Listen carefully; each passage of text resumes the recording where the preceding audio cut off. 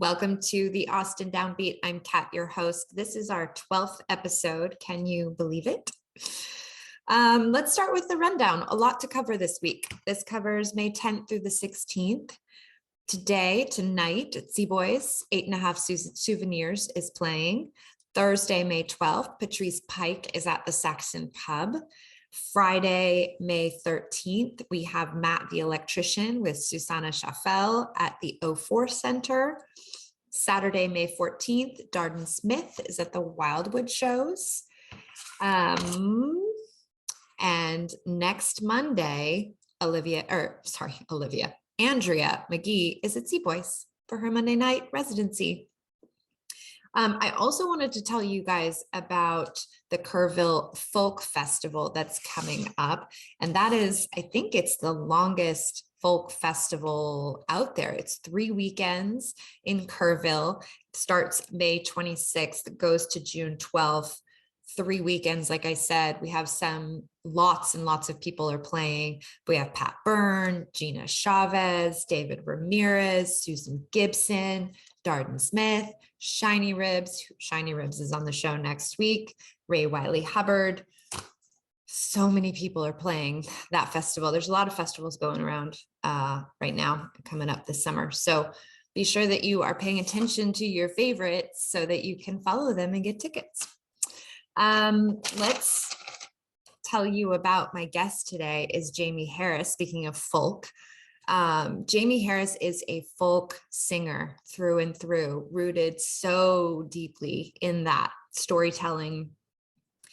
It's been about a year since I've interviewed her and sat down with her. It's really interesting to sit this time and see how she has grown, and probably more than just grown, but just, I think, deepened her roots in who she is and what she's meant to be singing about. Lots of new material, lots of touring with her partner, Mary Gauthier. We talk about her collaborations. She has collaborated recently with Pat Byrne, obviously with Mary Gauthier, Sam Williams, Wylie Hubbard. We talk about those.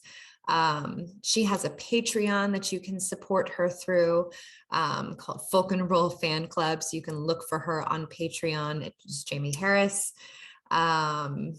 Let's see. She has a lot going on, and we have a really good chocked full into 30-minute conversation. She's always so much fun to talk to because she is so honest and so talented. So without further ado, please enjoy my conversation with the beautiful Jaimee Harris. I'm so happy that you're here. Jaimee Harris is on the show. Thanks for coming. Thanks for having me. Good to see you. It's good to see you again. We were just chatting before pushing record here. It's been like a year since I've talked to you last. And so I want to get filled in on everything. I watch you from afar and I see, you split your time mostly in Nashville, or it's mostly in Nashville? I have been mostly in Nashville since the pandemic. Okay. Yeah. My partner has lived here for 20 years, and I was kind of splitting my time for a while, but in the pandemic, I pretty much almost pretty much am here in Nashville now. Yeah. But I love Austin so much, and I really get so much of my creative inspiration there. And I love swimming in Barton Springs and all of that. So I go back as often as I can. Yeah. Do you keep a place to stay? Do you keep a place here in Austin? Not anymore. Yeah. Not anymore. No. So my partner is, I think that's in the future. We have been writing some songs with some young, kind of the new outlaw country artists that are sort of embraced by traditional country, but not quite. They're a little bit on the fringes. So we were like, come on, a hit so we can get another place in Austin. Yeah. You've mentioned your partner. Do you want to tell people who that is? Because she's pretty freaking amazing. Yeah, my partner is Mary Gauthier, who's a wonderful singer-songwriter, folk singer, author. She's incredible. Yeah, she really is. I was talking to Johnny Gowdy, who's a mutual friend of ours, and he had her on, and it's on my list to get her book, Saved by Songs. I really want to get that. So I'll have to make sure you get one. Yeah, Can you hook me up, Jaimee? I can do that. Yeah. Yeah, I'm really interested. I think the two of you are just such a great pair, and I love seeing that you're out and about and touring. And you two are going on tour together, or you kind of have been traveling around. I've watched your, didn't you go to like Florida? Yeah, I mean, we've done a bunch of stuff. We got really lucky in 2021 where, everyone's agent, booking agent, the guy or girl who gets you the gigs, like, that's their job. And every agent, once the pandemic hit, handled things very differently. Some of them are like, let's just cancel and see how this thing plays out without realizing like any of us, I don't think thought we would still be like 2 years into this, like doing whatever we're doing, although we've kind of like emerged, I guess, from our closets. Yeah. So some agents, we're just like, let's cancel. Other agents rescheduled, and then the artists were like, look, I cannot handle rescheduling again for the fifth time, Mhm. telling the fans like just all of that is too emotional, changing the social graph, all the things that come with it, especially if you've got a big team where you've got someone making stuff for you and like scheduling stuff, and then you have to pay them to undo all of that and then redo it. Like that's a lot of expense when you're not on the road. Yeah. But our Mary's agent was like, we don't cancel, we reschedule. He's old school and he's great. And that ended up being wonderful for us because like the second that things opened up, kind of like I can't remember, it was pre-Delta? Yeah, it must have been pre-Delta, I don't know, whatever, one of the like the things, like we got out there and I think in March or May, and then got off the road in November right before Omicron. So it Okay. really felt like the perfect window, and we were able to do a lot of the gigs that we had planned for 2020. So I feel like we've been really fortunate in that way. And Mary's putting out a record next month, and so now we're starting to gear up for the release tour. Fun. And so where are you headed for that? Actually, we've got gigs in Texas in what month is it? March. Yeah, we're playing at Mucky Duck, and then there's a rock and roll band that I sing with sometimes called Western Youth. So I'm Yeah. going to go off and do a couple gigs with Western Youth in Tulsa and Arkansas, and then stay in the House of Songs for a week and write songs in Bentonville and play a festival that Emmylou Harris, my number one hero, will also be on. So that's exciting. And I think Mary's messing with her light up. We have the same one. Sometimes she's like, "Oh," trying to figure out what to turn on. But yeah, so I'm doing that, and then in June it really kicks off with Gauthier, and we're going everywhere. I think we have like 2 weeks in California. We're doing Portland, Seattle, the Midwest, the East Coast. If you live in America, the Netherlands, the UK, or Ireland, I believe we're gonna be coming to What? you. Yeah, That's it's more. exciting. Yeah. That's super exciting. Are you going to do any in Austin? Yeah, we are going to play in Austin. It hasn't been announced yet, I don't think, but we are going to be at 310, I believe, in the fall. Okay, I'm going to keep my eyes posted for that for sure. That's awesome. And then you also have your Patreon going strong. So that's the Folk and Roll fan club, right? So that's Yeah, going strong.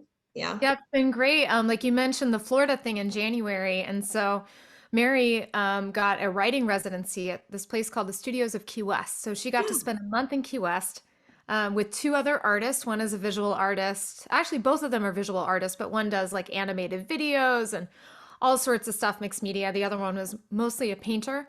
Mhm. Um, but while she did that, I was deciding like, what do I want to do? And we had been going down to Key West during the pandemic, like the really intense parts of the pandemic, because things were outside, and we figured out a way to do it affordably, which is like a miracle. So by going down there, like I am originally from Texas, and I got this sense in Florida, like Florida feels like Texas to me in the way that it's this huge state with wonderful people.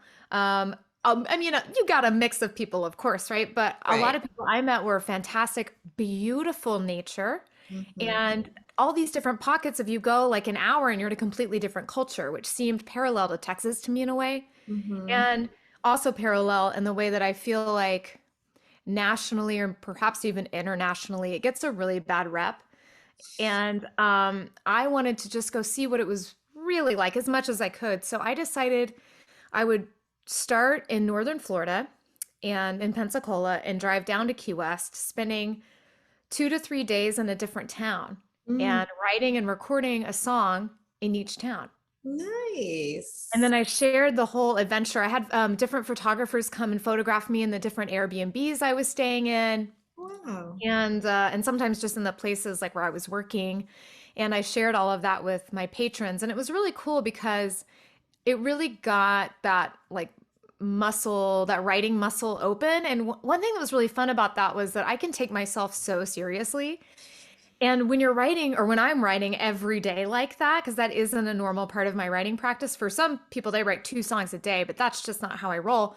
So by doing that, I realized like, I was able to get out some emotional stuff pretty early on. And then halfway through, I wrote a song called Lobster Telephone, which was inspired by this piece of artwork that I saw at the Salvador Dali Museum. Oh, wow. And it was really fun. Like I used a bunch of keyboards and stuff, which is very out of my element. Like stuff I don't normally use, like synthesizer type sounds. And I infused a bunch of voicemails that I'd gotten from friends. So the whole, I think it's like 2 or 3 minutes of it is just voicemails from different people. Johnny Gowdy actually is like the very last voicemail on the thing. And it's really great because he sang, I guess, when he left me this voicemail, and he does this thing that ended up being in the same key as the song. Oh, So that's his voicemail perfect. actually ends the song. Yeah. So it's fun to like do things like that, like just take myself less seriously Yeah.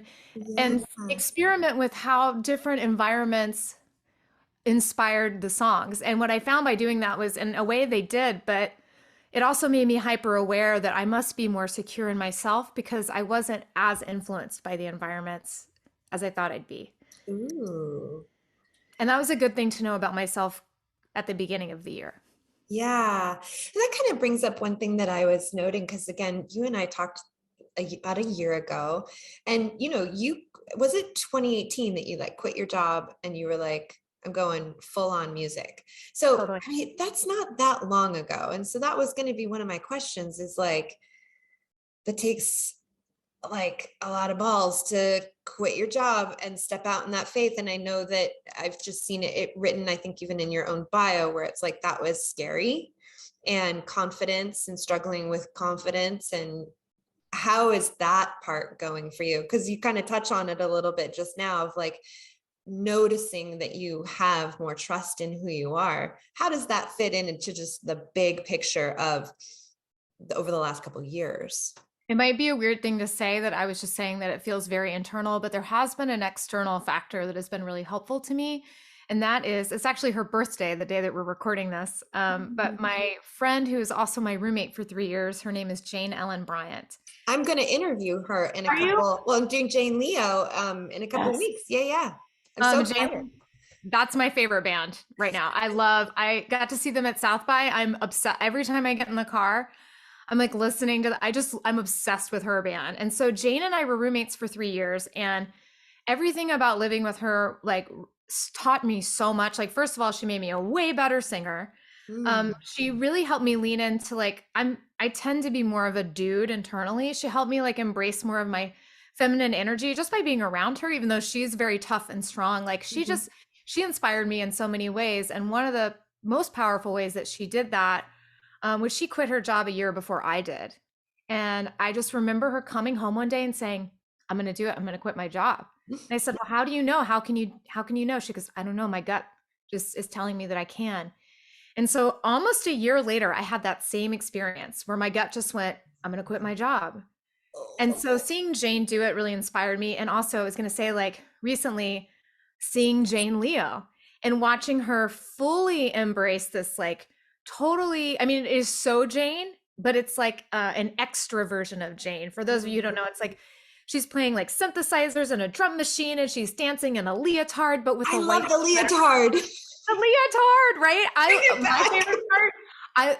I love. I hope she doesn't mind me telling you this, but when I got to see them at South by, first of all, I was freaking out because I'm like, she's gonna be famous. This is the best band on earth. This is amazing. I love this. It's so fun. The youngs love it. Like, and so I think that's like one thing that's been really cool is she has like fully really leaned into this amazing theatrical side of her artistry. And what I have done is for this record, have really leaned into the folk storyteller in the tradition of Nancy Griffith, Mhm. Townes Van Zandt kind of thing. I went, that is the foundation I really want to lay down for this record. That's really going to be my introduction to the world in this way.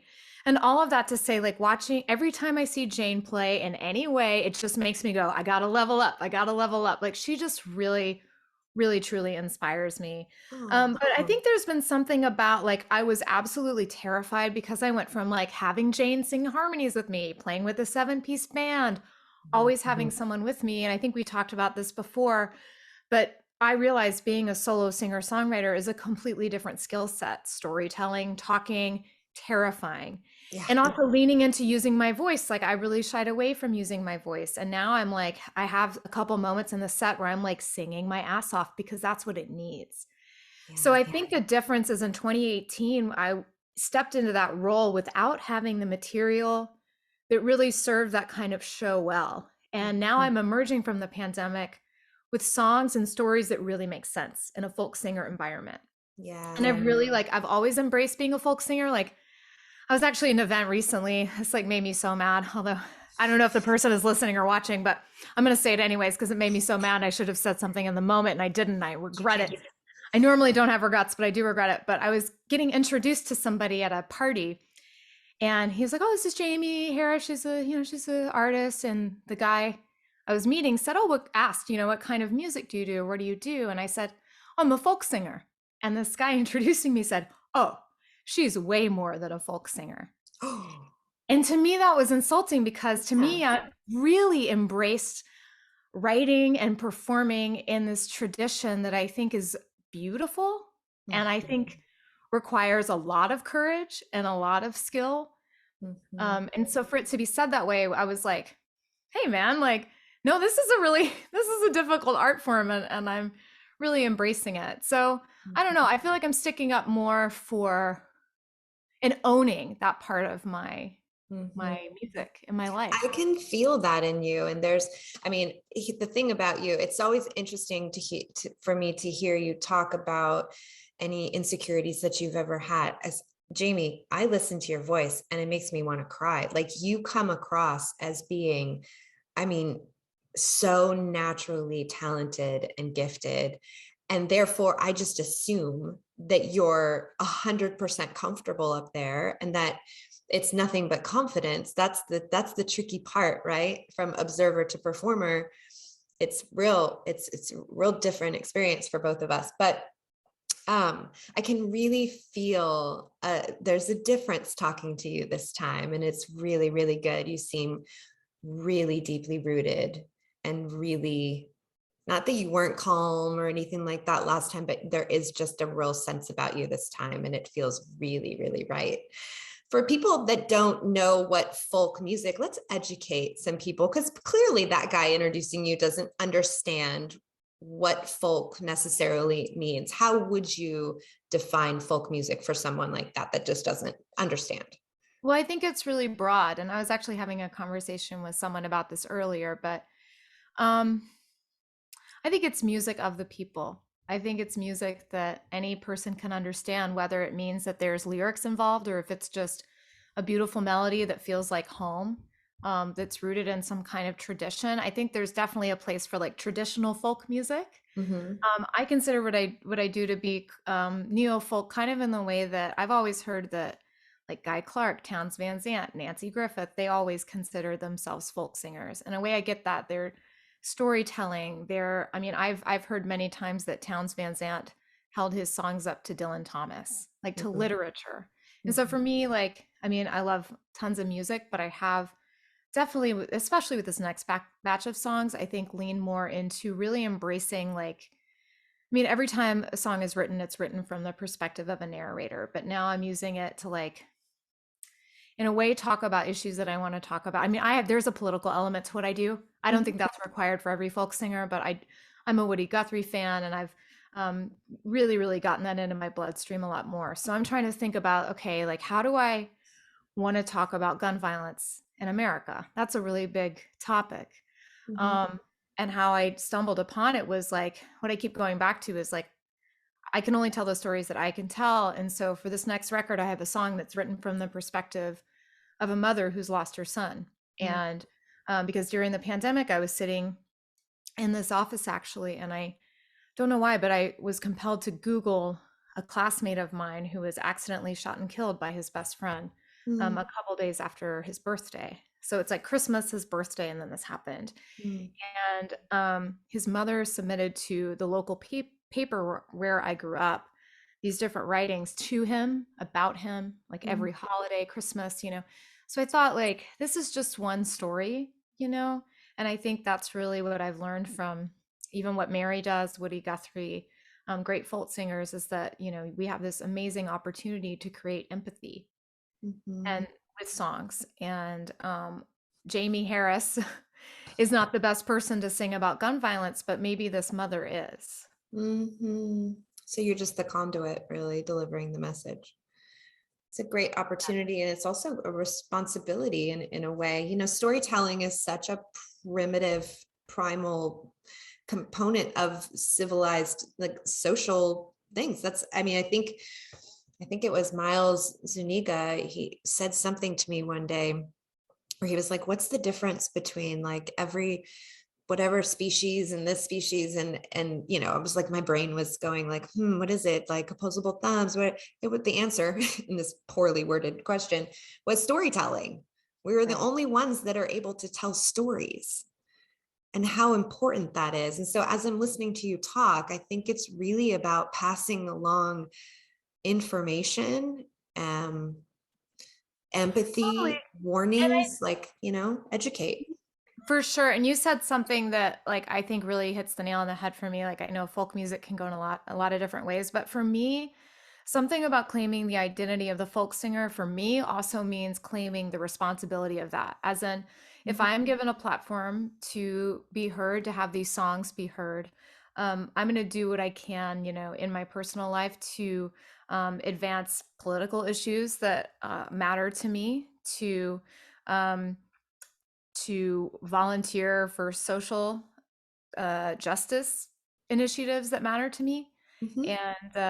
And I think if you know if you're an artist that is solely there to entertain, which of course there's absolutely a place for that, and we need that. Like I need to listen to, you know, Destiny's Child a lot in my car and just like saying for sure. And they, you know, they did a lot of great social stuff Yeah. too. But like there's something about that entertaining thing that Yes. we all need it for sure to check out. But mine is, I think what I'm doing is more about checking in and also assuming that responsibility of like, you know, like I can get why Dolly Parton is like, oh, I don't want to get in, you know, I don't want to get involved in certain things. I just want everyone to be happy. Like she sees, I mean, I can't speak to her because I don't know her, but it seems like that's what she's put out in the world. Like my responsibility is to make everyone happy. And I Yeah. don't believe that Jaimee Harris, my responsibility is to make everyone happy. In fact, I think what I'm going to do is definitely going to make some people very unhappy. Yeah, I think And that's sometimes okay. people need to be pissed off. But what I'm hearing in a way is like folk music is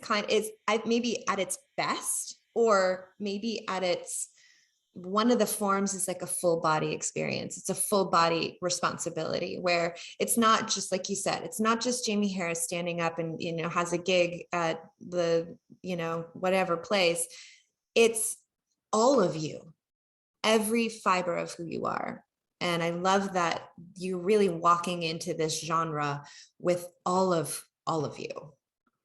I feel Thank so much clearer on who you are and what you're trying to do and how that pulls folk into it. And I feel like, yeah, that's definitely something that I can get behind. And knowing that, I feel like if I were introducing you, I'd be like, fuck yeah, she's a folk singer. right. So there you go. Thank you. I love it. Oh, I'm so excited. I'm so glad that you had that moment and really decided to do this for your life, because you're meant to be doing it. Makes me happy. I love it when people do what they're supposed to be doing. I Yeah. feel really fortunate to have been given the opportunity. I think that's another thing too about like, you know, surrounding myself with people like Jane or, you know, Betty Sue, Bonnie Whitmore, just a lot of my really, really close friends in Austin that I know are also like really killing it. But there's something about being given an opportunity to like to play in front of bigger audiences or like having your music heard. It feels like this isn't just for me. It feels like this is for me, this is for Jane, this is for Betty Sue, this is for Yeah. all of us, you know, for Graham, like who are all just like really trying to do it and make this our livelihood. Um, Yeah.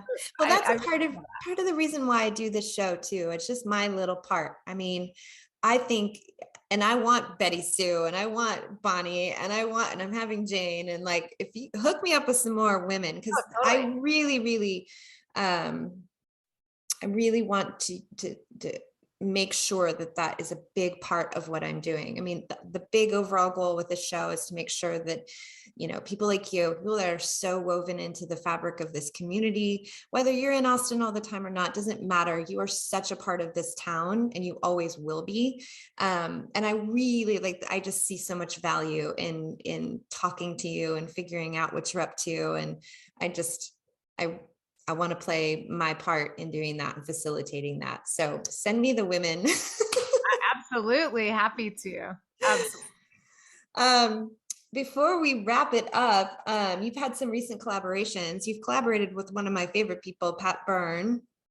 I love Pat Byrne. I love him so much. And how proud are we of him for playing his first stadium this weekend? He played Minute Maid Park. I saw that. I Yes, amazing. had chills. I was so proud of him. He opened up for Lady A, formerly Lady Antebellum. Really? Oh Wow. my gosh. Yes. Yes. And I'm so, speaking of like somebody, like I listen to your music. I listen to Pat Byrne. Like when I'm getting in the shower and I'm getting ready for the day, like Venial Sin is one of my favorite songs. Oh, that's Like awesome. genuinely a fan. And not only is it just like the sweetest friend too, but like, so you've collabed with him. Is it just Oh, losing, not just losing heart, but it's losing heart, or have you done other songs with him? Because if not, you need yeah. to do some more. Oh, I would actually, I've been saying, Mary and I both have been like, I have to like write with Pat again. I had such a great experience with him, but yeah, it was funny. It was like really, I think almost like maybe 2 weeks before everything shut down. He was here with Beetroot Revival in Nashville. Yeah. And this is what's funny about Nashville. Like I've, collaborated with Wylie Hubbard, but it's like it happened from Nashville. It's really weird. Like people that were like in my backyard for some reason, like I think It's people there. there's a mental thing about like, Austin, the live music capital of the world. And I think that although there's incredible songwriters there and people that are writing unbelievable songs there all the time, there is like a mentality thing like, oh, Nashville, like people write songs here. I should reach out to people that write songs. Like it's kind of a weird thing. But Yeah. I went to Pat's show and I remember I hung out with Billy Harvey, who is another Austin guy that now is in Nashville and ended up producing the record for Pat. And that was really fun to get to hang out with like rock star Billy Harvey, just having a great time going like, he's great, right? I'm like, he's great. Make a record with him. You should really do it. That kind of thing. It was awesome. And I was like, hey, Pat, like, do you want to write while you're here? And he said, sure. And he was staying at, I think Chuck Cannon's place, who's another songwriter in town. Beautiful, like out in the middle of nowhere. And we had this wonderful conversation, like, what's going on in your life? He's like, man, things are like really going well. I like really love my girlfriend. She's great. Like I love being out in nature. Like music is going well. Like what about you? I'm like, same. I love my girlfriend. Like things are going awesome. And then we wrote that song, which is basically it's like for those of you who don't know it, it's like basically about like your girlfriend has left you and you're like can't stop drinking and like making bad decisions. And like, I don't know why, but we're like, let's write this, and it was really, really fun. And then when he asked me to sing on it, I was first of all getting to like pair my voice with like one of the most extraordinary voices. Pat Byrne is like, Yeah. oh my God, his voice Yeah. is amazing. It's so great. So that was a fun opportunity. And then I got to work with Billy Harvey in the studio, which was also like a dream. So I'm extremely grateful to Pat for like bringing me on the record. And I Yeah. would love to collaborate with him more. I really Yeah. would. Let's I make think it happen. I'm happy to push that ball up the hill and make it happen. And how often do you and Mary sing together and write together? I mean, is that like, I mean, you're together all the time. So what's that like being in a relationship with also the creative piece? And like, does there have to be some separation? How is that? sometimes for sure. Sometimes Yeah. I have to go, like, we both are like, workaholics for sure. But sometimes I have to say, like, wait a minute, like, I'm in the middle of not being work Jaimee, but being like girlfriend Jaimee. And I have to go, wait a Yeah. minute, like, I'm Yeah. being girlfriend Jaimee right now. Can we stop and like look at this from like a girlfriend perspective and then like Yeah. put the like we are musical partners hat on. Like I think learning how to for me, like having boundaries around that has been incredibly important. Yeah. I would imagine so. But also there's like been really, I mean, like I've even said, like we keep saying, oh, we should write together. We should write together more. But like, I'm like, we need to put it on, like, I have to put it on my calendar. Like we really should make appointments with each other, which is kind of funny. But it's That's like, I just think there's something for me about like dedicating time that's important. And, but yeah, we've collaborated a lot. Like we've written a lot of songs together. A couple that ended up on my record, some that ended up on her record. There's some overlap. There's some like, it's a Venn diagram. yeah. Um, but we've also like Mary on her 60th birthday signed a publishing deal with a wonderful woman here in town named Missy Gallimore, who has been Tim McGraw and Faith Hill's primary song picker for Nice. years. And so it's kind of the first time that Mary's been like writing for the marketplace in a way. Yeah. Um, and so that's like what's brought us into like writing songs with young artists. And one of them that we've been writing with a lot is Sam Williams, who is Hank Williams' grandson. I Wow. love writing with him. And so that's been really fun, like for me to have the two of us, but Mhm. with another artist. Yeah. And we recently we went up to Woodstock, New York and wrote with Amy Helm, I which saw was that. incredible. I love it. Talk about another voice that just makes you cry. Yeah. Wow. Yeah. So powerful. And I love Amy. It was wonderful to spend time with her. And so, yeah, we collaborate a lot. And I love collaborating as a team with another artist. There's something about that that's really Mhm. fun for me.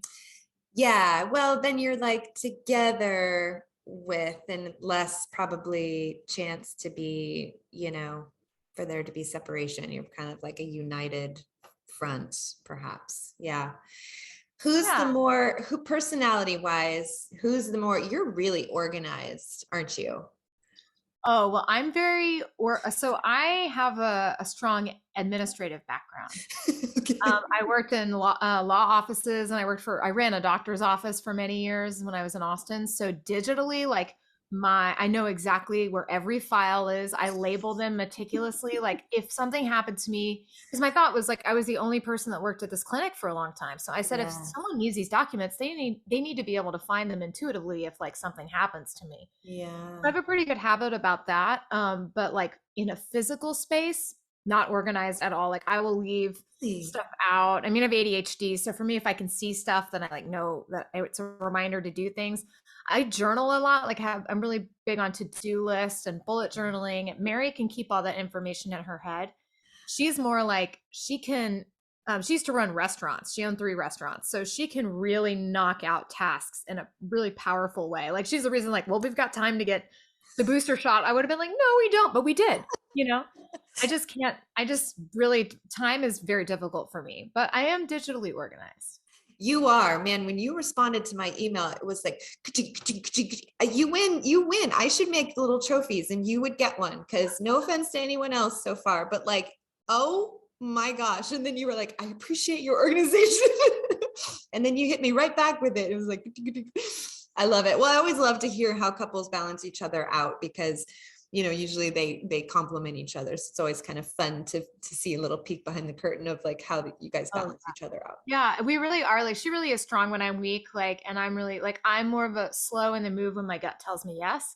But Uh, sometimes I need a little bit more of a push, and she's helped me like more assert myself or like, yeah. if I'm trying to, I don't know, I can help her like, with phone calls if like there's a tech problem and she's like, we have to change a hotel room. She's like, I'm going to throw the phone out the window. I'm like, I'll help you with that. And then she's like, what is going on with your office? I'm like, I can't figure out how to put that. She's like, I can do that in 2 seconds. So we have really embraced I the love help where we need that. it. Yeah. I love that. It's perfect. Aw, that's good. You look so happy. I'm so happy for you. You have so much good stuff going on. We got to wrap it up, but you'll come on again. I love it. Maybe not 1 year later. Maybe we'll do it sooner than 1 year later. I don't want to wait that long, but I'm going to Maybe, be keeping my yeah. eye out for you guys coming to Austin, maybe late summer. Thank you so much for coming on the show. You're just such a joy and you are so talented. And I wish you all the success and for Thank you you. just to enjoy every moment. Thank you so much for having me on. It's such a pleasure. Thank you so much.